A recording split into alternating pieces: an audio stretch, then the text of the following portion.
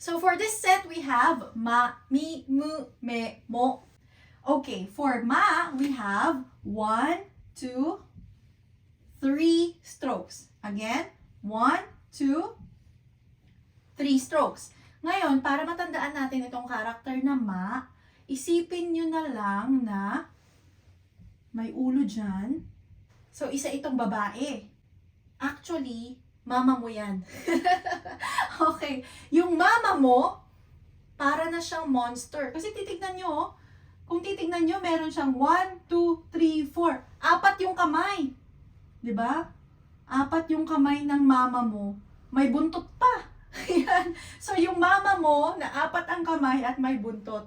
Eh, di ba yung mga mama natin, o tayong mga mama, sobrang busy. Talagang lahat ng gawaing bahay gagawin, di ba? Kaya kailangan natin ng maraming kamay. So, para ka ng monster sa dami ng kamay mo, sa dami ng gawaing bahay. So, yan. Tapos, pag nagalit ka, magkakaroon ka ng sungay, tapos may buntot. Yan. So, ito ang iyong mama na galit. So, yung mama mo na monster na siya dahil sa sobrang daming gawaing bahay. Ayan. So, yung mama mo na mukhang monster. Okay, ma. Alright? So, ganun talaga pagbigyan nyo na po ang ating mnemonics, no? Okay, next one is me. Yung me naman, 1, 2. Okay? Ulitin po natin, ha? 1, 2. Okay? So, yung me na yan, alam nyo, kailangan din talaga natin minsan ng matindi-tinding imagination. Alright. Kapag sinulat yung me, di ba, ganito. Isa. And then, another stroke. Ayan. So, pag pinaghiwalay nyo yung strokes, no, para siyang 2 at 1. Nakita nyo po ba? Meron kang number 2 at meron kang 1. Yan. So, pag tinanong ka, uy, ilang taon ka na? You look so young. Me? I'm just 21. Ayun. Nagawa natin ng paraan, no? So, yung me, para siyang may number 2 at may number 1. Pero, ganyan dapat yan na nagko-cross sila. So, yan. 21. Me? I'm 21. Oh, hindi na tumanda. Nag-stuck na sa 21 yung kanyang age. Diba? 21. Me? 21. Alright. So, mu. Yan. Yung mu naman po, ito siya. So, you have 1, 2. Okay? 3. Yun. 3. Ulitin natin, ha? 1, 2, 3.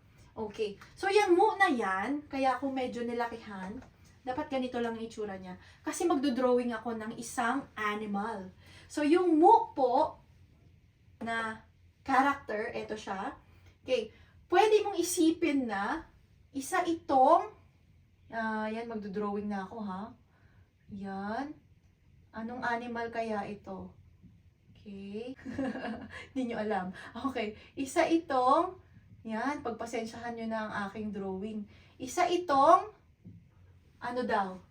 Isa po yang baka. Eh, di ba, ano ba yung tunog ng baka? Di ba, ang sabi ng baka ay, moo. Okay. Kaya po yan, moo.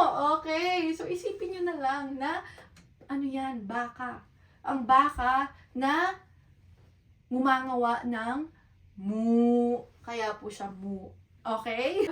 Alright. So, yung me naman po ay 1, 2.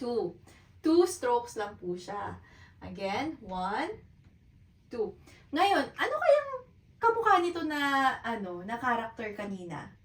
Kung natatandaan nyo. Okay? Mukha po siyang nu. Okay? Pero yung nu po kasi ay ganito. 1, 2. Yung nu po ay may paikot. O, imagine niyo yung noodles na umiikot-ikot. Ayan. So, noodle na may paikot po siya, ha? Pero yung me, wala po siyang paikot. Okay? Yan. Sa Japanese po, ang me ay mata. Me. Mata. So, etong character na to, mukha siyang mata. So, pag dinrawingan natin siya, ganyan. Tapos, eto yung gitna ng mata. Ayan yung ating pupil. Tas ito yung ating pilik mata. Ayan yung guhit dyan. Okay? So, me in Japanese, mata. Me, mata. Okay? So, ang next character po natin ay mo. Kung napanood nyo po yung previous video, yung part 1 po nito, doon po in-explain natin yung introduction po natin, no, sa hiragana at sa Japanese writing. Kung matatandaan nyo po mula sa video na yon, sinabi po doon na ang general rule sa pagsusulat ng Japanese characters ay horizontal lines or yung mga pahiga na linya muna bago yung mga patayong linya. And also, yung mga linya na dinadaanan muna bago yung linya na dadaan dun sa mga linya na yon. Okay po? So, eto pong next character natin, yung mo, ay medyo exception po doon sa nabanggit na general rules po na yon, no? Kasi po ang mo ay 1, 2, 3. Okay? Nauna muna yung kanyang vertical line bago yung horizontal line. At nauna muna yung line na dumaan, itong naka-vertical, bago yung mga dinaanan niya na linya. Ayan. So, kaya nga po tinatawag na general rules kasi it's not really perfectly, completely, no, applicable sa lahat ng characters or sa lahat ng way ng pagsusulat ng characters. May mga exceptions po. Yan. But generally, horizontal muna bago vertical lines, and then the lines that are passed through are written first before the line that passes through them. Yon. So, anyways, ito po ang mo. Alright. So, yung mo na yan, para rin siyang hook. 'Di ba? So, yung hook na ito ay nakapatayong ganyan. And, katulad dun sa tsu. Kung matatandaan niyo yung tsu kanina, ito po yung tsu. Hook din siya. Tapos, nilagyan natin ng dalawang isda. Okay? Ayan. So, yung tsu, a big hook can catch 2 fish. Pero itong mo naman na to, hook din siya. Okay? Hook yan. Yan. At, yung hook na yan, because it's a big hook, you can catch more fish. So, yan. Okay? You can catch more fish with a big hook. Okay? So, yun yung kaibahan nila. Yung tsu, nakapahigang ganyan. Yung mo, nakapatayo yung kanyang hook. And then, meron na siyang fish na kasama. You can catch more fish with a big hook. So, mo, more. Okay po? Gets po? Alright. So, we have ma, mi, mu, me, mo. Ma, mi, mu, me, mo. Ma, ang mama mo na mukha ng monster. Me. Me? How old are you? Me? I'm 21 pa din. Yun. Mu. A cow says mu. And then, me in Japanese is eyes. Mo. More fish dahil malaki yung hook. Ayan po. For our next set, tatlo lang po sila. We have ya, you, yo. Ya, you, yo. So for ya, we have 3 strokes. 1, 2, 3. 1, 2, 3. Okay, yung ya na yan, isipin natin na it's another animal. So itong animal naman na to ay yak. Kung nakakita na kayo ng yak, di ba ang yak, Y-A-K, ay isang very hairy animal. So maggagawa lang ako ng kanyang katawan dyan. Ayan. So, yung yak ay hairy siya na parang mga kamukhang kalabaw din. Ganyan yung itsura niya, no? Meron din siyang sungay. At ito yung kanyang ayan, mukha. Ayan po. Alright? So, ayan. It's a yak.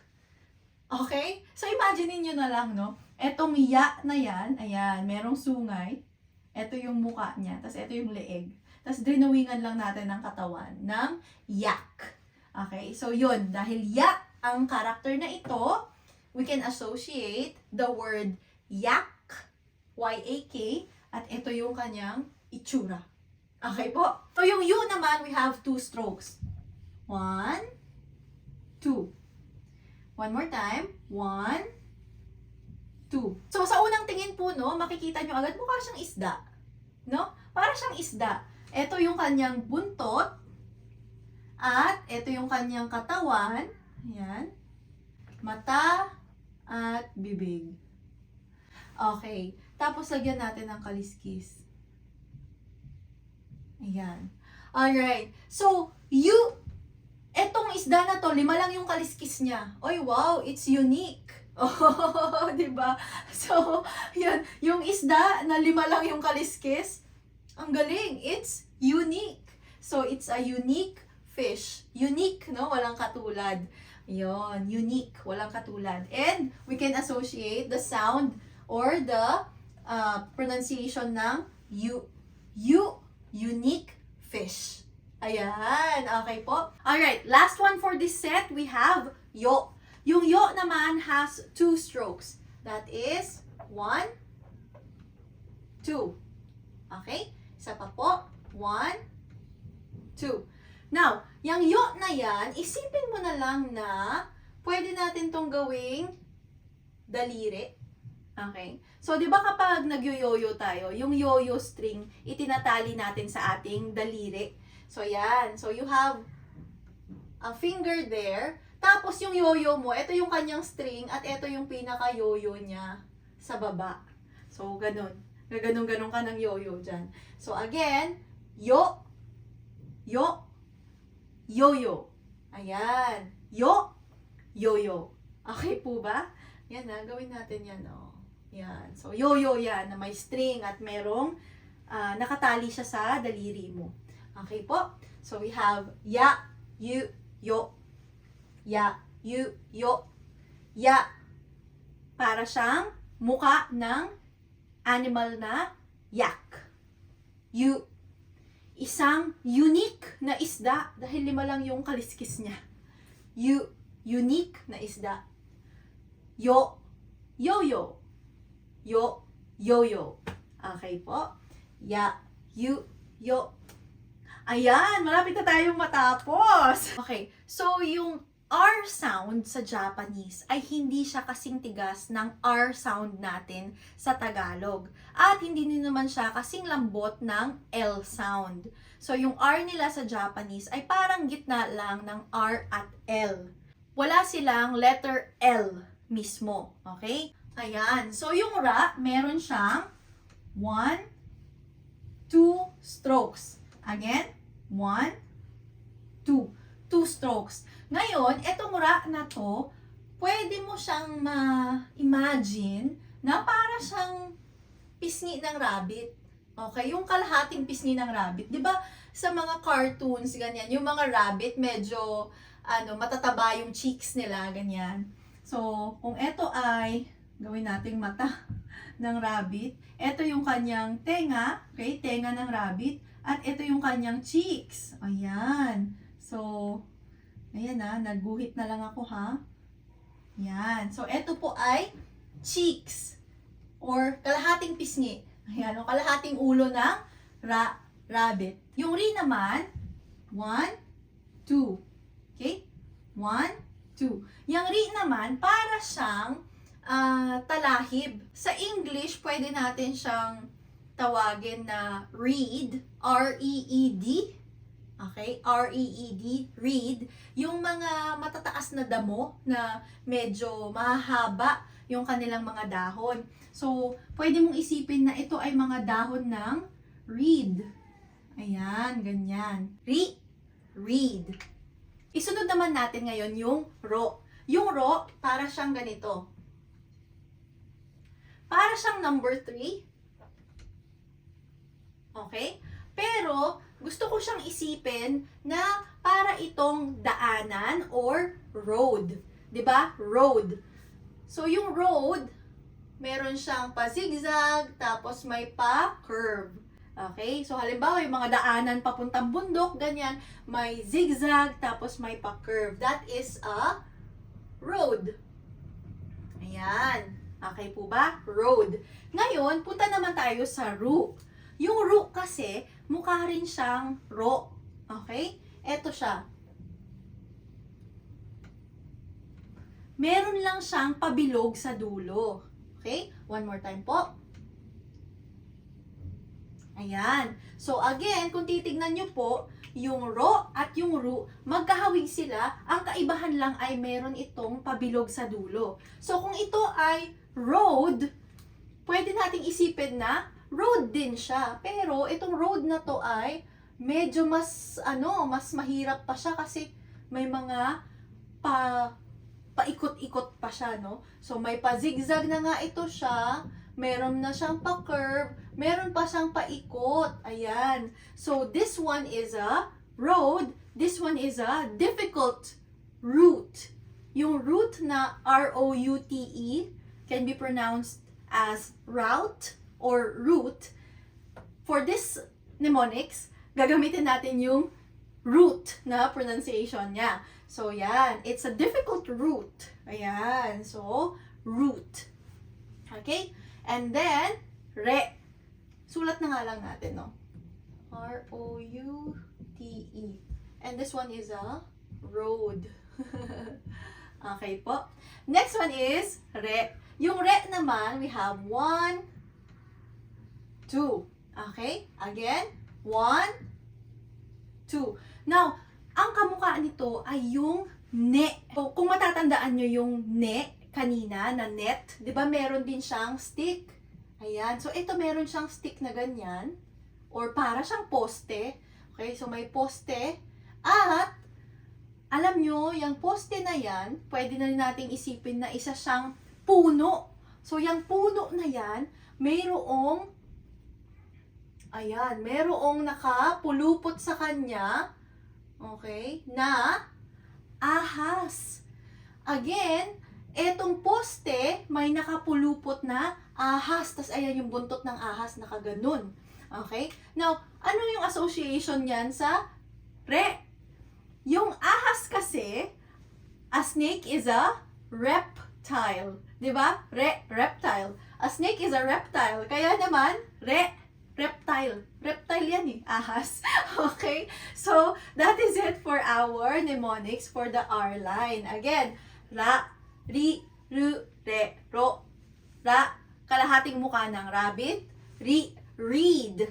Yung reed na R-E-E-D. So, yung mga matatalas yung kanyang mga dahon, na mga pahaba yung dahon na damo. Ayan, that is reed. And then, ru, a difficult route. Kasi may pa-zigzag, may pa-curve, tas may paikot pa siya. Re, a reptile na paikot sa poste o kaya naman sa puno. And then, ro, just a road na merong zigzag at may pa-curve. Okay po? Ayan. So again, ra, ri, ru, re, ro. Yan. Alright. So, last 3 characters na lang. So, hang in there. Last 3 characters na lang po tayo. Wa. Yung wa, ganito yung itsura niya. 1, 2. Okay? Again, may stick. And then, meron siyang pa-curve. Alright.